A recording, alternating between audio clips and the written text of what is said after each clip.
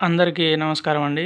ఆంధ్రప్రదేశ్‌లో కూటమి ప్రభుత్వం అధికారంలోకి వచ్చి సంవత్సరం కావస్తున్న సందర్భంలో జూన్ 12వ తేదీకి సంవత్సరం అవుతుందన్నమాట. ఈ సంవత్సరం అవుతున్న సందర్భంలో పేదలందరికీ ఇల్లు పథకాన్ని స్టార్ట్ చేయాలని చెప్పి గవర్నమెంట్ నిర్ణయించడం జరిగింది. ఈ పథకంలో భాగంగా జూన్ 12వ తేదీ రోజున 1,00,000 మందికి లబ్ధిదారులందరికీ ఇల్లులు వాళ్లకు మంజూరు చేసి వాళ్లకు స్థలాలు అలాగే ఇల్లు ఎవరైతే నిర్మించుకున్నారో వాళ్లకు ఇవ్వాలని చెప్పి గవర్నమెంట్ అయితే నిర్ణయం తీసుకుందనమాట.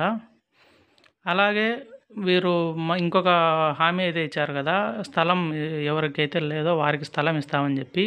దీనికి సంబంధించి కూడా అధికారులు సర్వే అయితే చేస్తున్నారు. ఎక్కడైనా ప్రభుత్వ భూములు ఉంటే కనుక ఆ భూములు ఇవి పట్టణాల్లో అయితే 2 సెంట్లు, గ్రామాల్లో అయితే 3 సెంట్ల చొప్పున ప్రజలకు అందజేయాలని చెప్పి దీనికి సంబంధించి కూడా గవర్నమెంట్ అధికారులకైతే ఆదేశాలు రావడం జరిగింది.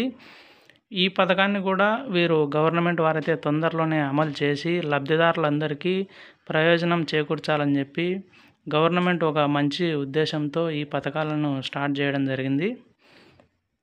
ఇదండి ఈ పథకం గురించి, అందరికీ ఇల్లు పథకం గురించి.